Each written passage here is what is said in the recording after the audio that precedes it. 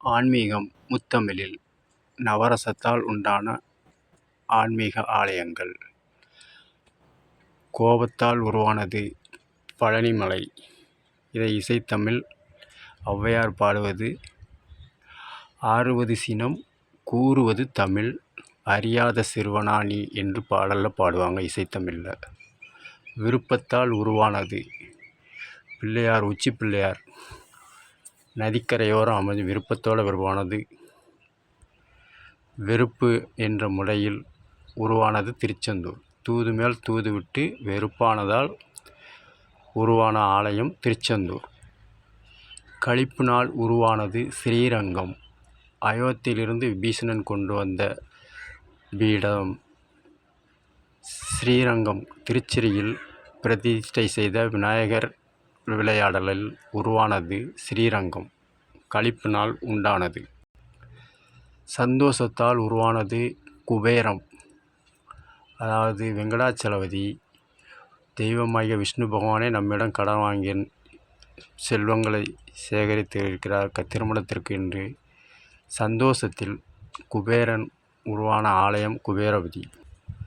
தாபத்தால் உருவானது திருப்பரங்குன்றம், திருத்தணி.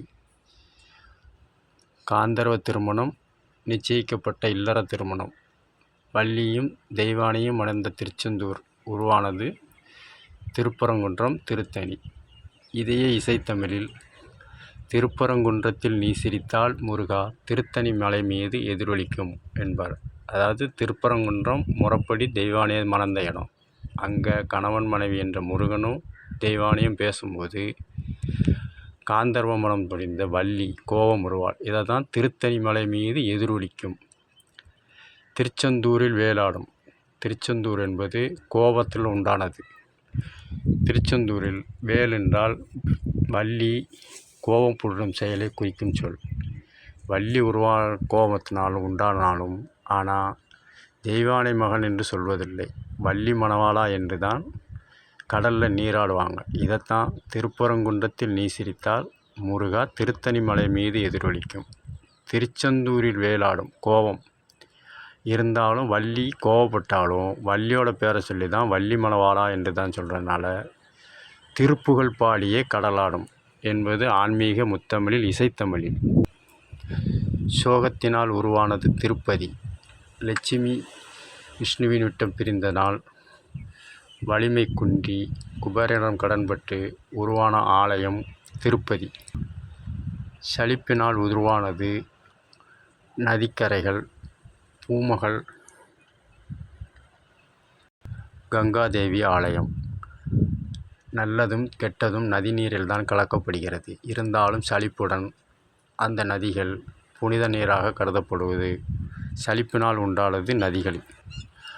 அமைதியால் உருவானது குலதெய்வ வழிபாடு.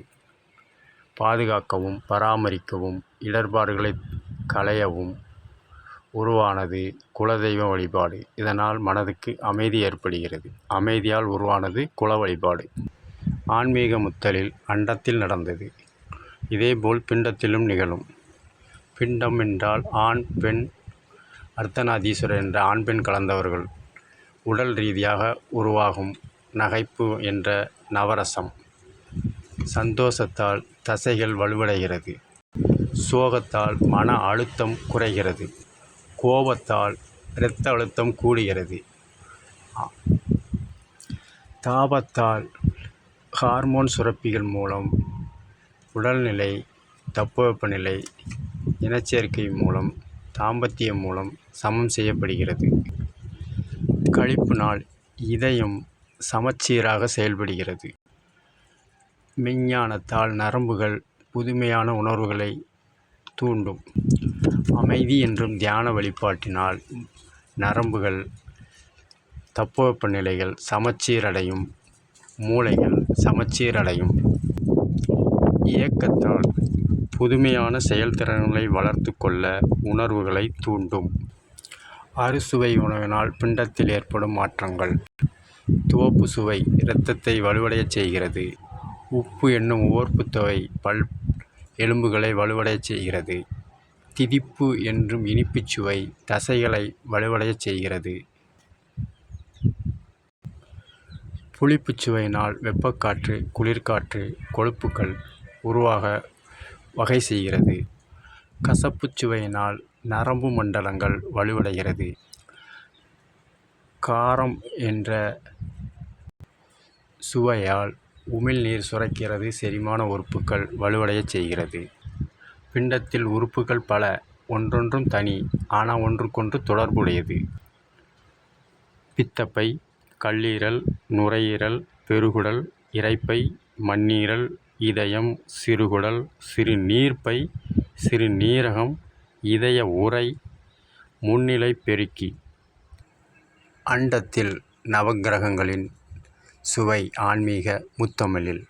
சூரியன் காரம், சந்திரன், குரு, சுக்கிரன் இனிப்புச்சுவை, புதன் உப்பு சார்ந்த உவர்ப்பு சுவை, செவ்வாய் துவர்ப்பு சுவை, சனி கசப்பு சுவை, ராகு, கேது புளிப்புச் சுவை.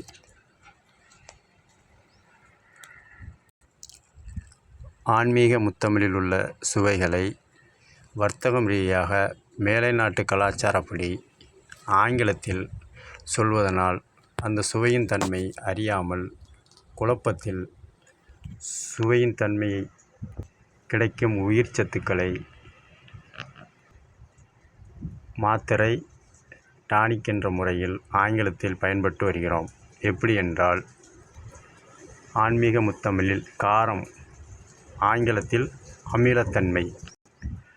ஆன்மீக முத்தமிழில் இனிப்புச் சுவை, ஆங்கிலத்தில் குளுக்கோஸ். உப்பு சார்ந்த உவர்ப்பு சுவை, ஆங்கிலத்தில் சால்ட்டு அல்லது கால்சியம். துவப்பு சுவை, ஆங்கிலத்தில் புரோட்டீன். கசப்பு சுவை, ஆங்கிலத்தில் அயன், இரும்புச்சத்து தமிழில். புளிப்புச் சுவை, ஆங்கிலத்தில் வைட்டமின் சி. உதாரணத்துக்கு வைத்திய முறையில் தலை சுற்று வந்தால் நீ தண்ணியில் உப்பு போட்டு குடின்னு தமிழ வைத்தியம். ஆனால் ஆங்கிலத்தில் அதே இது கால்சியம் சத்து குறையா இருக்குது, சால்ட்டு போட்டு சாப்பிடுங்க அப்படிம்பாங்க. கீரை தின்னா கசப்புத்தன்மை உண்டு, அதை சாப்பிட்றதுக்கு பதிலாக உங்களுக்கு உடம்புல அயன் தன்மை கம்மியாக இருக்குதுன்னு ஆங்கிலத்தில் தான் சொல்லுவாங்க. கசப்பு கம்மியாக இருக்குது, பாவைக்காய் சாப்பிடுங்கன்னு சொல்ல மாட்டாங்க. செரிமானம் ஆகலைன்னா காரம் என்ற ஸ்வீட், ஆங்கிலத்தில் உள்ள ஸ்வீட் கடையில் மிச்சர் காரச்சவத்துனா செரிமானம் ஆகும். இதை சொல்லாமல் உங்களுக்கு அமிலத்தமிழ் இருக்குதுன்னு ஆங்கிலத்தில் சொல்லி அதற்குரிய வைத்திய முறையில் வர்த்தகம். உங்களுக்கு தசை வலிமை இழந்திருக்குன்னு சொல்லாமல், உங்களுக்கு இனிப்பு சுவை தேவைன்னு தமிழில் சொல்லாமல், குளுக்கோஸ் கம்மியாக இருக்குது அதனால் குளுக்கோஸ் ஏற்றணும் அப்படின்னு ஆங்கிலத்தில் சொல்லுவாங்க. இரத்தத்தில் வலிமை இல்லைன்னா பருப்பு சாதம் போட்டு சாப்பிட்ணுன்னு வைத்திய முறையில் ஆன்மீக முத்தமிழில் கூறியிருப்பாங்க. இதைத்தான் ஆங்கிலத்தில் உங்களுக்கு தாது கம்மியாக இருக்குது அதனால் பருப்பு வகையில் சாப்பிடுங்க அப்படிம்பாங்க. புளிப்புச் சுவை, மாங்காய், புளியங்காய் மரத்தில் காய்க்கக்கூடிய வெப்பக்காற்றை உருவாக்கும். தக்காளி, திராட்சைப்பழம் செடியில் காய்க்கிறதுக்குலாம் குளிர்காற்று உருவாக்கும் புளிப்பு. புளி சாப்பிட்றதுனால இதயத்துக்கு வலிமை பெறுகிறது. திராட்சை, தக்காளி சாப்பிட்றதுனால நுரையீரலுக்கு வலிமை பெறுகிறது. ஆனால் இதை நீங்கள் சாப்பிடாதீங்கன்னு சொல்லிவிட்டு, ஆனால் ஆங்கிலத்தில் புளிப்பு சுவை, தமிழில் புளிப்பு சுவைன்னு சொல்லாமல் ஆங்கிலத்தில் உங்களுக்கு வைட்டமின் சி கம்மியாக இருக்குது, இதை சாப்பிடுங்க அப்படின்னு வர்த்தகம் பண்ணுவாங்க. காரணம், தமிழில் சொன்னால் ஆன்மீக முத்தமிழர்களுக்கு தெரியும்னு நம்ம மூதோர்கள் சொல்லியிருக்கிறாங்க. அதை மூடி மறைச்சி மொழி மாற்றத்தில் ஆங்கிலத்தில் சொல்லி அவர்கள் தெளிவடைஞ்சு நம்மளை குழப்பி வர்த்தகம் நடத்துவது சுவையின் அடிப்படையில். இன்னும் புரியும்படி சொன்னால், சிறு பிள்ளைகளுக்கு புளிப்பு அதிகமாயிட்டுன்னா சுக்குப்பால் என்ற காரத்தை கொடுப்பாங்க. காரத்தை கொடுக்கும்போது இனிப்பு கொடுக்க மாட்டாங்க பாட்டிக, உப்பு தான் கொடுப்பாங்க. காரணம், காரத்துக்கும் உப்புக்கும் சமநிலை உண்டு. இதைத்தான் காரம் சேர்த்து மிளகாய் வத்தல் போட்டு ஊறுகாய் போட்டு வைக்கிறத பார்த்துருப்பீங்க. சமையலில் உப்புச்சுவை அதிகமாயிட்டுனா காரம் என்கிற மிளகாய் அல்லது வத்தலை அரைச்சி தேங்காய் எண்ணெயில் கலந்து குழம்பில் விடும்போது உப்பு சுவை சமன்படும். மேலும் கிராமவாசிகள் கஞ்சி குடிக்கும்போது மிளகாவுடன் உப்பு வச்சு தமிழர்கள் உப்பு என்னும் ஆங்கிலத்தில் அயோடின் கலப்பு இருக்காதது.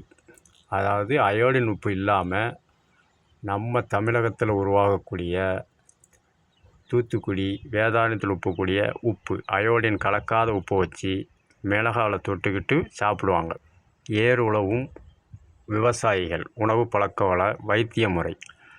அசைவத்தில் கூட உப்பு சார்ந்த கருவாடு, உப்பு கண்டம், காரம் அதிகமாக வச்சு தமிழ் கலை சமையல் கலைஞர்கள் சமம் செய்து உணவு வைத்திய முறைகள் சமச்சீர் செய்வார்கள். உப்பையும் காரத்தையும்.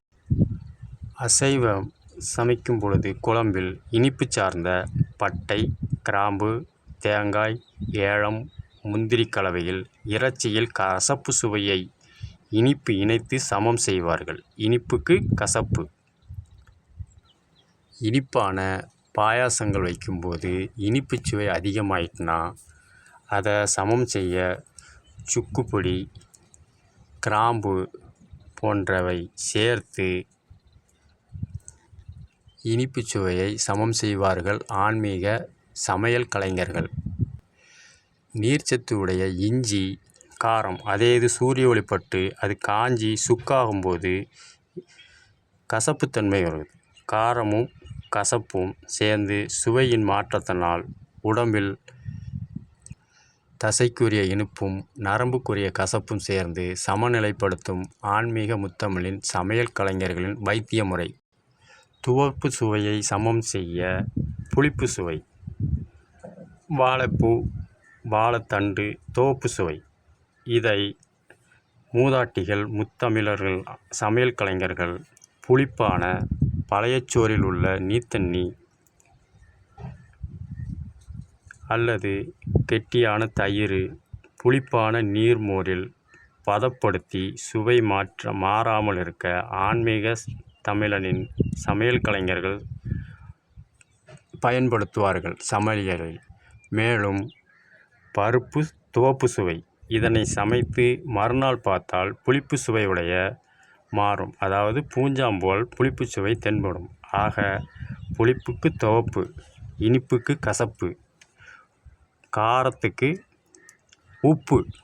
இதன் சுவை அதிகமானால் குறைக்க, அதே இது குறையும் போது கூட்டுவதற்கு அதே சுவையை மாறுதல் அடிப்படையில் செய்வார்கள்.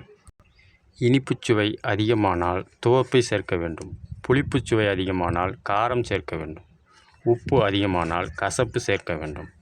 உதாரணத்துக்கு ஒருவருக்கு நீரிழிவு நோய் இருக்குது, அதாவது ஆங்கிலத்தில் சுகர் இருக்கிறது என்றால் தயிர் புளிப்பாக இயற்கையாக இருக்கும். அதை நாக்கில் வச்சு பார்த்தா புளிப்பே இருக்காது. அப்போ இனிப்பு அதிகமாக இருக்கிறது புளிப்படும். அதே இனிப்பு சார்ந்த நீரிழிவுக்கு சமம் செய்ய பருப்பு, பாசிப்பயிறு, தட்டைப்பயிறு சேர்வதனால் நீரிழிவு என்ற ஆங்கிலத்தில் சுகர் குறையும். இதைத்தான் இனிப்பு அதிகமானால் துவப்பு சுவையை குறைக்கணுங்கிறதுக்காக பாசிப்பயிரை வேக வச்சு சாப்பிடுங்க, வறுத்து வச்சு சாப்பிடுங்க. லாலா மிட்டாய் கடையில் உள்ள பாசிப்பயிரை எண்ணெயில் வறுத்து சாப்பிடுங்கள். பயிர் வகைகளை சாப்பிட சொல்லுவாங்க ஆன்மீக முத்தமிழ் சமையல் கலைஞர்கள்.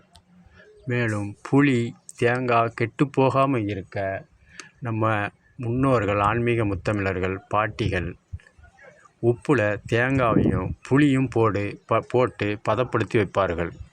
கருவாடையும் உப்பில் போட்டு, இறைச்சிகளையும் உப்பில் போட்டு பதப்படுத்துவார்கள். நீரிழிவு என்னும் ஆங்கிலத்தில் சுகர் அதிகமானால் தேங்காய் சேர்க்கக்கூடாதும்பாங்க. பச்சையில் பிடிக்காதவங்க தேங்காவை நெருப்பில் எண்ணெயில் போட்டு சட்டியில் வதக்கி சுட்டு சமையல் செய்து சாப்பிட்டா நீரிழிவு என்னும் சுகர் ஆங்கிலத்தில் சமநிலை தென்படும் என்பதாலேயே ஆன்மீக முத்தமிழ் தமிழ் சமையல் கலைஞர்கள் சமையலில் தேங்காவை வறுத்தும் சமைப்பார்கள், பச்சையாகவும் சமைப்பார்கள், துவையிலும் அரைப்பார்கள், சாம்பார் போன்ற அவியல்களிலும் சேர்த்து தட்பவெப்பநிலை என்னும் நீரிழிவை சம செய்வார்கள் ஆன்மீக முத்தமிழ் சமையல் தமிழ் கலைஞர்கள். இனிப்பு சார்ந்த சுவை அதிகமானால், நீரிழிவு என்னும் ஆங்கிலத்தில் சுகர் அதிகமானால் அதை சமம் செய்வதற்காகவே உப்பு சார்ந்த அப்பளம், இதை எண்ணெயில் பொரித்து சாப்பிடுவார்கள் அல்லது சுட்டு சாப்பிடுவார்கள். உதாரணத்துக்கு சமையல் உண்ணும்போது திருமணம் மற்றும் சுபகாரியங்களுக்கு பாயாசம் என்ற உணவோடு அப்பளத்தை நொறுக்கி கலந்து பாயாசம் தின்பார். காரணம், இனிப்போடு உப்பு என்று சேர்க்கும்போது துவப்பு சுவை மாறுதல் வந்து அந்த நீரிழிவு என்னும் ஆங்கிலத்தில் சுகர் சமச்சீரமைப்படுவதால் நம்மளே அறியாமல் இயற்கையாகவே அந்த நாக்கு பாயாசத்தோடு அப்பளத்தை நொறுக்கி போட்டு சாப்பிடும் பழக்கங்களை ஆன்மீக முத்தமிழர்கள், தமிழ் சமையல் கலைஞர்கள் சூட்சமமாக செய்தும் வழிவகை செய்கிறார்கள். மேலும் நீரிழிவு நோய்க்கு எனக்கு பருப்பு பிடிக்காதவங்களுக்கு பல வகையில் சமையல் செய்து கொடுப்பார்கள். அதாவது மொச்சக்கொட்டை குழம்பு, பட்டாணி சார்ந்த பல வகை உணவுகள், துவரம்பருப்பு சார்ந்த சாம்பார் வகை, நிலக்கடலைகள் சார்ந்த உணவுகள், நவதானியங்கள் குழம்பு மற்றும் உணவாக மருந்து. மேலும் புளிப்புச்சுவை அதிகமானால் வயிறு உப்புசம், சுவாச தடை, மந்தம், அவரவர் பற்கள், நாக்கு, உதடுகளை கடிக்கும். சில சமயம் உதறல் ஏற்படும். புளிப்புச்சுவை அதிகமானால் நம்மளே அறியாமல் உணவு உண்ணும்போது பல்லால் நாக்கை கடிக்கும் சூழ்நிலை. அப்போ புளிப்பு சுவை அதிகமாக இருக்கிறதுன்னு முன்னோர்கள் சூட்சமமாக எடுத்துரைப்பர். இந்த புளிப்பு சுவையை சமம் செய்ய காரம் சேர்த்து சுக்குப்பால், புளிக்குழம்பு, வத்தக்குழம்பு, காரக்குழம்பு, புளிப்பான மோர் கலந்து புளிப்புக்கு காரம் சமமான உணவு. புளிப்பான ஊறுகாய்க்கு காரம் சார்ந்த ஊறுகாய், வத்தல் தூள் போட்டு மிளகாய் காரம் போட்டு மிளகாயை பொடி பண்ணி சட்னி மாதிரி அரைச்சி புளிப்பு அதிகமாகனா காரத்தை சேர்த்து சமம் செய்வார்கள் மூதாட்டிகள். வைத்திய முறை. நீர்நிலைவு செய்து சமையல் ஆகாது என்போருக்கு லாலாக்கடையில் உள்ள நவதானியங்களை வறுத்து சிறுபயிறு, கொண்டக்கடலை, தட்டைப்பயிறு, மொச்சையெல்லாம் எண்ணெயில் வறுத்து விட்டுருப்பாங்க. அதை சாப்பிடும்போது நீரிழிவு நோய்கள் சமநிலைப்படும். இது உணவால் சேர்ந்த வைத்திய முறை. உணவே மருந்து. புளிப்பு சுவை அதிகமானால் புளி கரைசல் முன்னால் புளியை நெருப்பில் சுட்டு அதை கரைச்சி வச்சு சாப்பிடுவாங்க. இது வைத்திய உணவு முறை. உப்பு சுவை அதிகமானால் அதை குறைக்க கசப்பு சுவையில் உணவுகளை சமைப்பார். முருங்கை இலை, முருங்கைப்பூ, முருங்கைக்காய் சமைத்து சாறு எடுத்தும் சமைத்தும் சாப்பிடுவார்கள். இதனால் உப்பு சுவை கசப்பு ஏறுவதால் சமநிலைப்படுகிறது. இந்த அறுசுவை உணவுகளும் பகல் சேராத உணவுகளை இரவு சேர்க்கலாம். இரவு சேராத உணவுகளை உச்சி வேளையில் சேர்க்கலாம். 3 வேளை, அதாவது காலை, மதியம், இரவுன்று 3 வேளை இருக்குது. இதில் ஏதாவது ஒரு வேளை தான் ஒவ்வொரு உடம்புக்கும் சேரும். எல்லா உடம்புக்கும் எல்லா வேலையும் சேராது. அதை அனுசரித்து சாப்பிட்டாலே காலத்தால் ஏற்படுவதே உணவே என்ற மருத்துவம். மதியம் பிடிக்கலைன்னா காலையில் சாப்பிட்ணும், காலையில் பிடிக்கலை அப்படின்னா மதியம் சாப்பிட்ணும், 2 வேளையும் பிடிக்கலைன்னா நைட்டு சாப்பிட்ணும். இந்த 3 வேளையில் ஏதாவது ஒரு வேளை பிடிக்கும். காரணம், அவங்கவுங்க தொழில் வெப்பம் சார்ந்த தொழில், குளிர் சார்ந்த தொழில் பார்ப்பதனால உடம்புகள் மாற்றம் ஏற்படும். அதனால் பருவத்துக்கேற்ற உணவே மருந்து. இப்போது கீரை எனக்கு பிடிக்காது அப்படின்னா கீரையை வடை செஞ்சு சாப்பிட்லாம். அப்போ எண்ணெயில் படும்போது சூடாகுது. கீரை தண்ணியில் படும்போது குளிர்ச்சி ஆகுது. குளிர்ந்த இந்த ஏசியில் வேலை பார்க்குறவங்க இந்த கீரை வடைங்கிற எண்ணெயில் பொரிச்சே சாப்பிட்லாம். வெயிலில் வேலை பார்க்குறவங்க தண்ணியில் வச்ச கீரை சாதத்தை சாப்பிட்லாம். தொழிலுக்கும் பருவத்துக்கும் ஏற்றபடி உணவுகளை எடுத்துக்கொண்டாலே அதுவே உணவே மருந்து. பருவம் உணவு. இதற்கு ஏற்றபடி உணவுகளை உண்டால் உணவே மருந்து. கோடைக்காலம் வெயில், ஆகாயம் இலாக்கா, காற்று வனப்பகுதி, மழை நீர் சார்ந்த இலாக்கா, பனி நிலம் சார்ந்த இலாக்கா. பருவநிலப்பாட்டின் தன்மையில் அதிகாலை தாழ்வான நிலையில் உச்சி நிலை மிகுதியாக இருக்கும். அந்தி மாலை மிதமாக இருக்கும். இரவு விண்ணுக்கும் மண்ணுக்கும் கடத்தி சமநிலைப்படுத்தும் தட்பவெப்ப கோட்பாடு. இதை அனுசரித்து அண்டம் பிண்டம் சார்ந்து பரிமாற்றத்தில் பிணியின் தன்மையை தாழ்வு, மத்தியம், மிகுதி போன்ற காரணத்தால் தொழிலில் குளிர்ச்சி, வெயில் சார்ந்தது அடிப்படையில் ஏற்று செயல்படுவதால் உணவே மருந்து.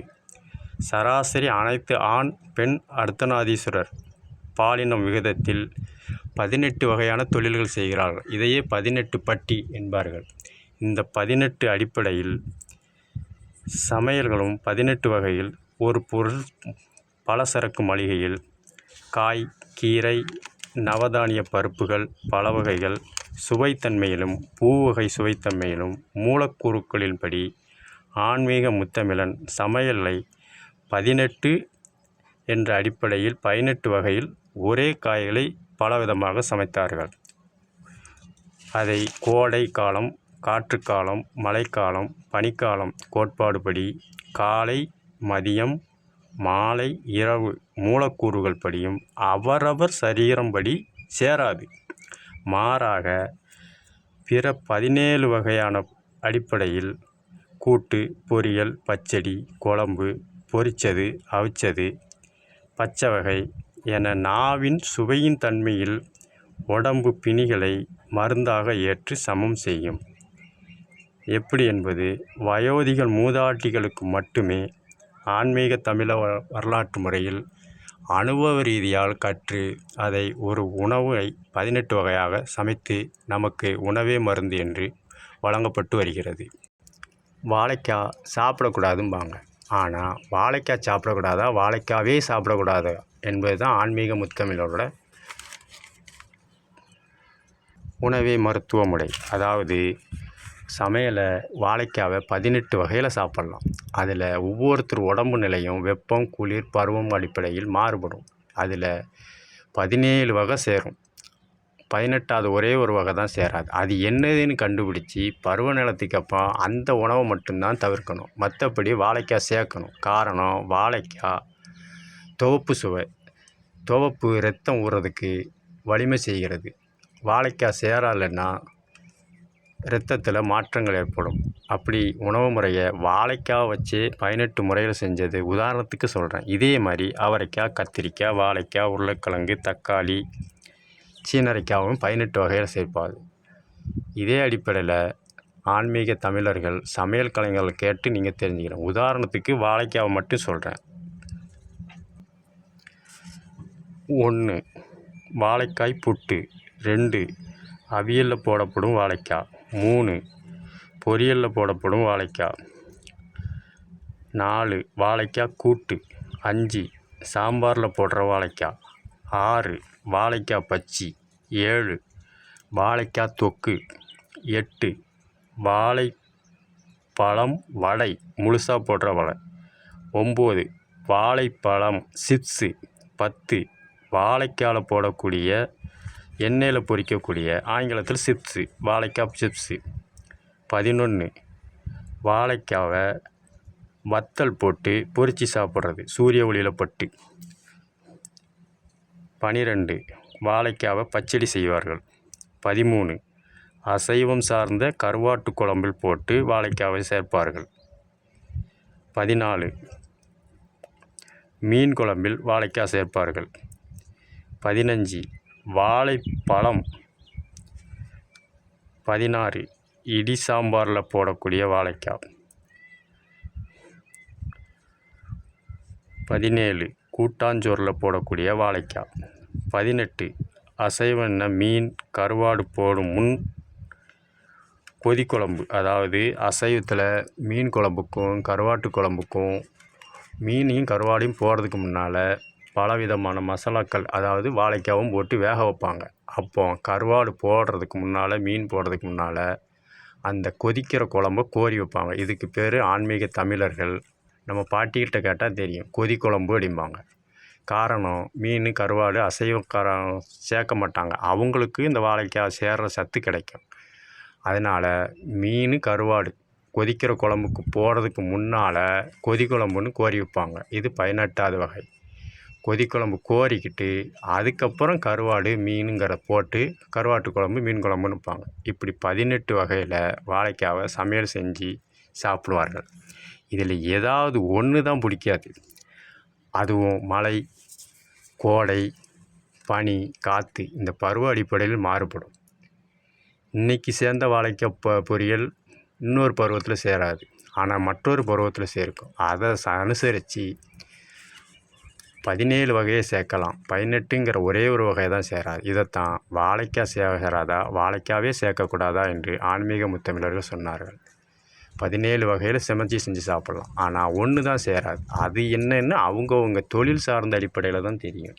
அதை கண்டுபிடிச்சி தான் உணவு சாப்பிடணும். இதே அடிப்படையில் தான் பலதரப்பட்ட காய்களும் 18 வகையில் 18 தொழில் அடிப்படையில் ஆன்மீக தமிழர்கள் உணவாக சமைத்து உணவே மருந்து என்ற முறையில் வைத்தியத்தை சூட்சமமாக எடுத்துரைக்கின்றன. ஆன்மீக முத்தமிழர்களை உருளைக்கிழங்கு சேர்க்கக்கூடாதுப்பாங்க. ஆனால் அதை வாங்காமல் இருக்கிறனால விலை குறையும். இதனால் குறைஞ்ச விலையில் கொள்முதல் பண்ணி அதே உருளைக்கிழங்கை சிப்ஸுங்கிற முறையில் நம்மகிட்ட சேர்க்குறாங்க. அழகு நிலையத்தில் கண்ணில் உருளைக்கிழங்கு வைக்காங்க. தக்காளி சேர்க்கக்கூடாதுங்காங்க. ஆனால் அதை குறையும் போது குறைஞ்ச விலையில் கொள்முதல் செஞ்சு தக்காளி திருவிழான்னு உடலில் தக்காளியை பூசி தக்காளி வைத்திய முறையில் தோலை பதப்படுத்துகிறாங்க. கத்திரிக்காய் சேர்க்கக்கூடாதும்பாங்க. ஆனால் கத்திரிக்காய் சேர்த்து அதை வத்தல் போட்டு நம்மக்கிட்டே அதிக விலைக்கு விற்கிறாங்க.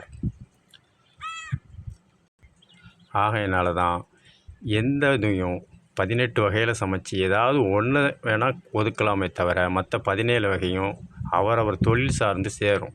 அதனால தான் வாழைக்காய் ஆகாதா, வாழைக்காவே ஆகாதா என்று அவரவர் சிந்தித்து பார்த்தாலே உணவினோட மருத்துவ குணம் தெரியும். இதை அனுபவம் மூலமாக தான் தெரிஞ்சுக்கிடமே ஒழிய நான் சொல்லி, நீங்கள் சொல்லி, பிறர் சொல்லி, மேலை நாட்டுக்காரர் சொல்லி தெரியாது. காலம் அவரவர்கள் உடல்நிலை மாற்றங்கள் அடிப்படையில், சுவைகள் அடிப்படையில் ஒரு சுவை அவர் நாக்குக்கு சுவையாக தெரிந்ததுன்னா அதுதான் வைத்தியம். இதை தான் உணவே மருந்து. இதனால தான் ஆன்மீக முத்தமிழன் தமிழர்களை நாங்கள் தின்னுகெட்ட பரம்பரைன்னு பெருமிதமாக சொல்லுவாங்க. தின்னுகெட்ட பரம்பரைன்னா அதிகமாக சாப்பிட்றது கிடையாது. எந்த நேரத்தில் எந்த உணவு சாப்பிட்டா நோய் போகும், பிணி போகும், இதை அறிஞ்சு, அதாவது தின்னு கெட்டென்ன அழிக்கிறது. பரம்பரைன்னா என் பாட்டி முப்பாட்டன் இவங்க செஞ்ச சமையலை சாப்பிட்றனால இந்த நோய் வராது என்று கணிக்கிறது தான் தின்னுகெட்ட பரம்பரை. தின்னு நோயை போக்கக்கூடியது. தின்னுகெட்ட பரம்பரைக்கு ஆன்மீக தமிழர்களின் மூலக்கூறு அடிப்படையில் சூட்சமமாக சொன்னது. சர்க்கரை பொங்கலில் இனிப்பு அதிகமாக ஆயிட்டுன்னா அது கூட கிராம்பு, ஜாதிக்காய் அல்லது சுக்கு, ஏலம் சேர்ப்பாங்க. இனிப்புக்கு காரம் சமம் செய்யும். அதே மாதிரி உணவை உண்டே நோயை வைக்கிறது, அழிக்கிறது. இதை தான் தின்னு கெட்ட பரம்பரை என்ற ஆன்மீக முத்தமிழர்கள். அண்டம் சார்ந்த பிண்டம். உதாரணத்துக்கு சாமிக்கு பட்டுப்புடவை, அது எச்சில் பட்டது, இது ஆண்பால். தேன், இது பூச்சி, பெண்பால். பசும்பால், ஆண் பெண் கலந்தது. மேலோட்டமாக பார்த்தா இது பரியாது. சாமிக்கு எச்சி படாமல் எதையும் படைக்க முடியாது என்கிறத புராணத்தில் அன்றைக்கே சொல்லியிருக்கிறாங்க. எதுவுமே வைத்திய முறை தான். உதாரணத்துக்கு பட்டுப்புழு, அது எச்சில் இருந்து தான் பட்டாடை நெய்கிறாங்க. ஆனால் அது திங்கிற உணவுப் பொருள் திடப்பொருள், இலையை தான் திங்குது. இதை தான் பட்டாடைன்னு சாமிக்கு ஏதாவது ஒரு மாதத்தில் சாப்பிடுவாங்க, எப்பவும் கிடையாது. இது எச்சில் பட்ட பட்டு, இதுக்கு விதிவிலக்கு கிடையாது. இது ஆண்பால். தேன் மகரந்த அடிப்படையில் எச்சில் பட்டு தேனீக்கள் சேகரிக்கிறதுனால இனப்பெருக்க விருத்தி உண்டாகிறது, பூக்கள் உதிர்கிறது. இது பெண்பால். இதையும் எச்சிப்பட்டு தான் வருது. இது திரவ வடிவம். 3வது பசும்பால். கண்ணுக்குட்டி எச்சிப்பட்டு அதுக்கப்புறம் தான் பால் வருது. இதை அபிஷேகம் பண்ணுறாங்க. இது ஆண் பெண் கலந்தது. பசு திடப்பொருளான இலையை திங்குது. திரவப்பொருள் அடிப்படையில் இரத்தம் உருவாகுது. இரத்தத்திலிருந்து வாயுத்தன்மை அடிப்படையில் பாலை சுரக்கிறது. ஆக ஆண் என்ற பட்டு, பெண் என்ற தேனீக்கள், ஆண் பெண் கலந்த பசு. அது காளை இனாலும் சரி, பசு இனாலும் சரி, பசு பால் கொடுக்கும். அந்த எச்சில் பட்ட பாலை தான் அபிஷேகம் பண்ணணும். ஆக மொத்தம் தெய்வமே உணவே மருந்து என்ற அடிப்படையில் அதை அபிஷேகம் பண்ணி வெளியேறும்போது மருந்தாகிறது. காரணம், விக்கிரகத்தில் நல்லெண்ணெய், மஞ்சப்பொடி, மாப்பொடி, திரவியம், குங்குமம் இதெல்லாம் சேர்த்து கடைசியில் தான் பால், தேன், பட்டாடை சேரணும்.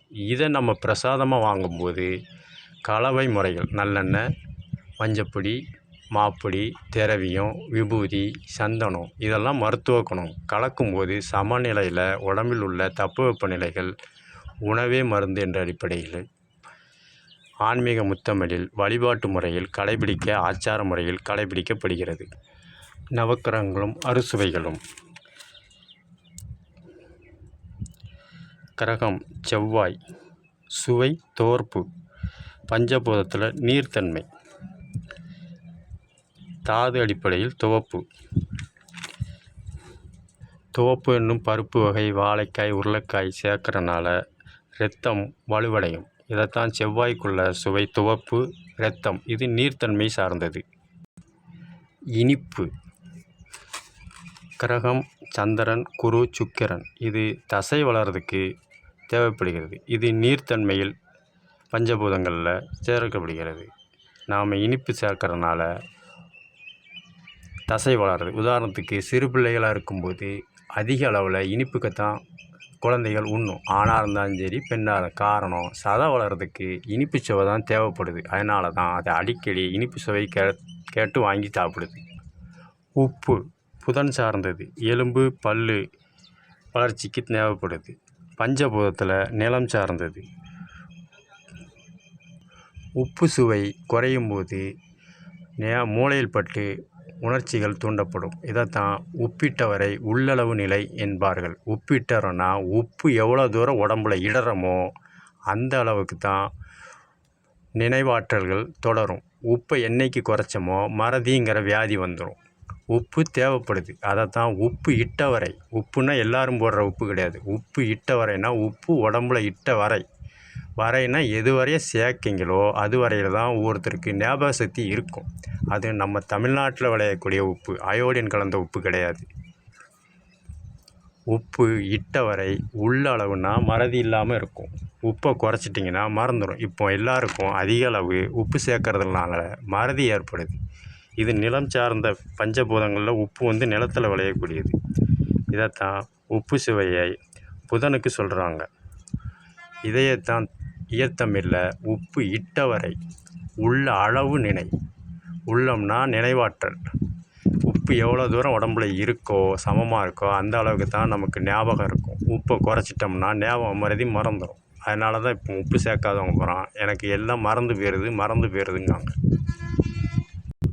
சிறு பிள்ளைகள் கூட எலும்பு வளர்ச்சி பெறுவதற்காக உப்பு சுவையுள்ள வேர்வையும் நாசியில் உள்ள கழிவுகளையும் எடுத்து உண்ணும். காரணம் அது உப்பு மூலயமா வலுவடைகிறதுனால எலும்புக்கும் பல்லுக்கும் ஊட்டச்சத்து உயிர் சத்து தேவைப்படுது. அதனால் இயற்கையாகவே அந்த பிள்ளை உப்பு சத்து உடைய வேர்வை உப்பு அதிகமாக திங்கும். காரணம் அதுக்கு எலும்பு வலிமை பெறதுக்காக இயற்கையாகவே செய்யப்படும் வைத்திய முறை.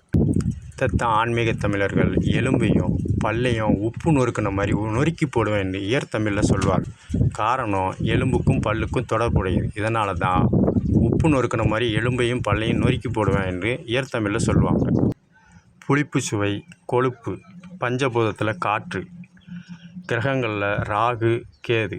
ராகு என்றால் வெப்பக்காற்று, கேது என்றால் குளிர்காற்று. குளிர்காற்று நுரையீரலுக்கும் வெப்பக்காற்று இதயத்துக்கும் தேவைப்படுகிறது. இதனால தான் புளிப்பு சுவை அதிகமாக சேராமல் சமநிலையில் சேர்க்கப்படுகிறது.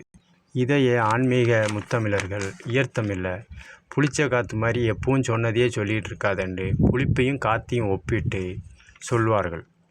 புளிச்ச சுவை புளிச்ச காற்று புளிச்ச மாதிரி சொல்லாத, கேட்டு காது புளிச்சு போச்சு அப்படிம்பாங்க. ஒளி காற்று வடிவில் தான் வருது. அதனால தான் கேட்டு புளிச்சு போச்சும்பாங்க. காற்றுக்கும் புளிப்புக்கும் தொடர்புடைய சொல்ல ஆன்மீக தமிழர்கள் சூட்சமமாக சொன்ன உணவு முறை வைத்தியம். கசப்பு சுவை நரம்புக்கு தேவைப்படுது. பஞ்சபூதத்தில் ஆகாயத்தை சொல்கிறாங்க. கிரகங்களில் சனி கிரகத்தை சொல்கிறாங்க. கசப்பு சுவை குறைஞ்சின்னா நரம்புகள் பாதிக்கப்படும். இதைத்தான் நரம்பு புடைச்சி ஆகாயத்துக்கும் பூமிக்கும் துள்றையே அடிம்பாங்க. கசப்பு ஏறினா முகச்சுளிப்பு வரும். அப்போது நரம்பு புடைச்சி ஆகாயம் பஞ்சபூதத்தில் தொடர்புடைய அடிப்படையில் கசப்பு சுவை ஆகாயத்துக்குள்ளது, நரம்பு சனி பகவானுக்குள்ளது. இந்த அடிப்படையில் தான் நரம்பை புடைச்சிக்கிட்டு ஆகாயத்துக்கும் பூமிக்கும் துள்றையன்னு இயற்தமிழில் கசப்பு ஆகாயன்ற பஞ்சபூதம் சனிக்கிரகத்துக்கு சொல்லுவாங்க. மேலும் விண்ணுக்கும் மண்ணுக்கும் நரம்பு புடைக்க துள்றைய அடங்கு என்று பேச்சு வழக்கில் கசப்புத்தன்மையுடைய நரம்பு உடைய ஆகாய தொடர்புடைய ஆன்மீக முத்தமிழில் சூட்சமமாக எடுத்துரைப்பர்.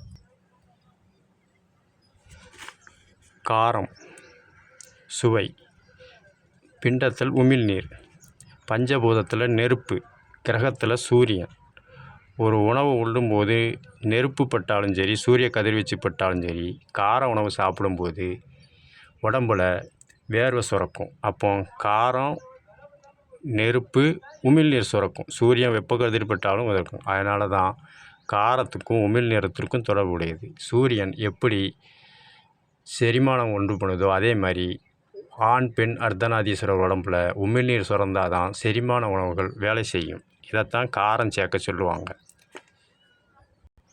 இதை ஏத்தமில்லை காரம் திங்கும்போது காரம் தீயா எரியுது என்று சொல்வார்கள்.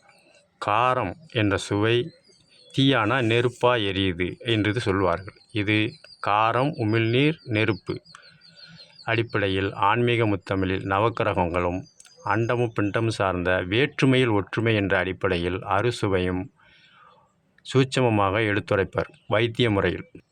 உமிழ்நீர் சுரக்கிற பகுதி உதடு, அது வெப்பம் சார்ந்தது. அதனால் மற்ற பகுதியில் பூரா வேர்வை சுரக்கும். காரங்கிற வெப்பம் இருக்கிறனால உதட்டில் வேர்வை சுரக்கவே சுரக்காது. இது சூரியன் சார்ந்த, நெருப்பு சார்ந்த, உமிழ்நீர் சார்ந்த, காரம் சார்ந்த சூட்சம ஆன்மீக சுவை நவக்கிரக வழிபாட்டு வைத்திய உணவு மருந்து. அதே மாதிரி சூடு அதிகமானால் உதடத்துலேயே வெடிப்பு விடும். இதை சமம் செய்ய தான் வெண்ணெய் போடுவாங்க. வெண்ணெய் புளிப்பு சுவை, ஏற்கனவே சொன்ன மாதிரி காரத்துக்கும் உப்புக்கும் போய் சுவை உண்டுக்கும் சுவைகளுக்கும் ஒன்றுக்கொன்று கூடினாலும் சுவை மாறும், குறைஞ்சாலும் சுவை மாறும் அடிப்படையில் உணவே மருத்துவம். காரம் அதிகமானால் இரத்த அழுத்தம் கூடும், மேலும் கோபம் அதிகமாகும். இதனாலேயே நம்மளே அறியாமல் ஒரு இடத்துல சாப்பிட்ட உணவு இன்னொரு இடத்துல, இப்போ சென்னையில் உணவு சாப்பிட்டோம்னா அங்கே பிடிக்காத சாம்பார் ஊட்டியில் போகும்போது பிடிக்கும். காரணம் அங்குள்ள தப்பு வெப்பநிலை இங்குள்ள தப்பு வெப்பநிலை மாறும்போது துவப்பு சுவை அதிகமாக கேட்குறதுனால, சாம்பாரில் பருப்பு சேர்றதுனால குளிர் பிரதேசமான ஊட்டியில் பிடிக்காத உணவான சாம்பாரை சேர்ப்பாங்க. இதவே ஈரத்தமில்லை. என் வீட்டில் குழம்பு வச்சா அவன் திங்கவே மாட்டான். உன் வீட்டுக்கு வந்தால் தானே குழம்பு, இந்த குழம்பு விரும்பி சாப்பிட்றாங்க. காரணம் உணவே மருந்து. எந்த இடத்துல எது சாப்பிட்டா நல்லா இருக்குன்னு அவங்களே அறியாமல் அவங்களே கேட்டு வாங்கி செய்கிறது உணவே மருந்து. அறுசுவை நவக்கிரகங்கள் அண்டம் பிண்டம் சார்ந்த உணவு வைத்திய முறை. அசைவ பிரியர்கள் கூட கருவாடை குழம்பு வச்சும் சாப்பிடுவாங்க. அதாவது வெயிலில் வேலை பார்க்குறவங்க. ஆனால் ஆங்கிலத்தில் ஏசியில் வேலை பார்க்குறவங்க பொரித்து சாப்பிடுவாங்க. ஆனால் ரெண்டும் ஒத்துக்கிடுவங்க கருவாட்டு குழம்பும் சாப்பிடுவாங்க, பொரிச்சதும் சாப்பிடுவாங்க. ஆக உடம்புக்கு ஏற்ற, தொழிலுக்கு ஏற்ற அடிப்படையில் உணவே மருந்து என்ற முறையில் சுவை அடிப்படையில் நவக்கிரகங்களும் அண்டம் பிண்டம் சார்ந்த உணவே மருந்து. இதைத்தான் ஆன்மீக முத்தமிழில் நவக்கிரகங்களுக்கு அறுசுவையும் பிண்டங்களுக்கு அறுசுவையும் தொடர்பு என்று வேற்றுமையில் ஒற்றுமை என்ற அடிப்படையில் ஆன்மீக முத்தமிழில் சூட்சமமாக எடுத்துரைத்துள்ள உணவே மருந்து என்ற வைத்திய முறை.